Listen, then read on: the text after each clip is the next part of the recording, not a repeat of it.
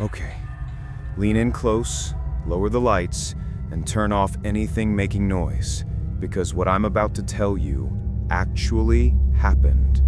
5 separate times, 5 different national parks, 5 people who walked in and simply stopped existing. No bodies, no screams caught on camera, just gone. Like the forest swallowed them whole and closed its mouth without a sound. Before I start, do me a solid. Hit that subscribe button and tap the bell because I've got way darker ones coming, and you're not gonna want to miss what's next. All right, let's begin. Story 1, Yellowstone, Wyoming, July 2018. Dennis Martin was only 6 the first time it happened back in '69, but this one's more recent, and honestly, it hits harder because the guy was 28, experienced, and nobody can explain it. Jake Ringer from Boise, Idaho, told his girlfriend he was doing a quick overnight on the Blacktail Deer Creek Trail. Nothing crazy, 14 miles, he'd done it a dozen times. Left the trailhead at 10 a.m. on a Saturday, bright sun, 68 degrees, perfect day. Texted her a selfie at the 4-mile mark with the caption, "Living my best life." That was the last anyone ever heard from him. Rangers found his truck right where he parked it, keys still in the cup holder, phone was dead in the glove box, weird because Jake never let it die. His tent was pitched perfectly at the designated site, sleeping bag zipped, stove still had half a pot of coffee that was stone cold. But Jake vanished. Here's what creeps me out. His boots were sitting side by side outside the tent, socks balled up inside them like he just slipped them off to air out his feet, except the laces were still tied. You don't take boots off without untying them unless something makes you yank your feet out fast. And there were no tracks leading away, not one. The ground was soft, it had rained the night before, but nothing. Just his footprints walking in, and then nothing. They brought dogs. The dogs hid his scent strong for about 40 yards toward the creek, then sat down and whined, refusing to go farther. One of the handlers said it was like the trail just ended in midair. 2 weeks later, a ranger found his journal about 3 miles away, wedged under a rock like someone placed it there. Last entry, written in his handwriting, said, "I keep hearing someone walking behind me, but every time I turn around, the sound stops exactly where I'm standing. It's pacing me. I'm not alone out here, and whatever it is, doesn't want me to see it." They never found him. Not a scrap of clothing. Nothing. Story 2, Great Smoky Mountains, Tennessee, 2021. Trisha Helms, 34-year-old school teacher from Knoxville, loved solo hiking. She did the full Ramsey Cascades Trail, 8 miles round trip, at least twice a month. Everyone knew her at the trailhead. She always waved, always friendly. October 17th, she signed the logbook at 7:42 a.m. Weather was crisp, leaves turning. She texted her sister at 10:03 a.m. At the waterfall, so pretty today, with a photo of the cascade. Then, radio silence. Search started when she didn't show up for work Monday. Rangers found her car, found her backpack leaning against a tree about 100 yards past the waterfall.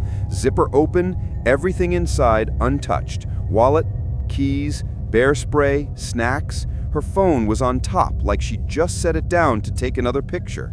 Battery at 97%. But here's the part that still keeps Tennessee Rangers up at night. The last photo on her camera roll, taken at 11:27 a.m., shows the waterfall, and in the bottom right corner, there's a shape. Tall, thin, completely black, like someone wearing a cloak made of shadow. No face. It's standing just off the trail, half hidden behind a rhododendron. You can't see it at first glance, but once you notice it, you can't unsee it. When they zoomed in, the pixels around the figure look wrong, like the camera couldn't decide what it was looking at. Park Service tried to say it was a tree stump. It isn't. Tree stumps don't have arms that bend the wrong way. Trisha's never been found. Story 3, Yosemite, California, Half Dome, 2015. Most people know about the cables on Half Dome being scary. What they don't talk about is what happened to Ryan Blomquist. Ryan was 26, Army vet, rock climber, zero fear of heights. He summited with 3 buddies on a clear June morning. They have GoPro footage of the 4 of them laughing at the top, eating Snickers, taking selfies with the valley 5,000 feet below. At 12:14 p.m. they start down. The footage shows Ryan in the lead, then his friend Matt, then Chris, then Tyler bringing up the rear. They're all clipped into the cables, standard procedure. At 12:19, the camera jerks. Matt had turned around to film the view. When he turns back, Ryan is just gone. 5 seconds, that's all it took. 1 second, Ryan's red jacket is there. The next, the cable is empty. No scream, no slip. The carbonator was still clipped to the cable, but the harness strap had been cut clean. Not torn, not frayed, cut, like with a razor. They searched for 19 days. Helicopters, dogs, climbers rappelling every inch of the face. Nothing. The Park Service eventually ruled probable fall, body unrecoverable. Except the cut harness doesn't lie. Something unclipped him, sliced the strap, and took him, in front of 3 witnesses who saw nothing. Story 4, Olympic National Park, Washington, 2020. This one's the quietest, and that's why it's the worst. Mara Chen, 29-year-old wildlife biologist doing a routine elk survey in the Hoh rainforest. She'd been in there alone hundreds of times. The moss makes everything silent. You can hear your own heartbeat. Her last radio check-in was 2:03 p.m. All quiet, heading back to the truck by 4. That was it. They found her truck at the trailhead, doors locked, research notebook on the passenger seat open to a fresh page. One line written over and over in her neat handwriting, getting shakier each time. It's learning how I move.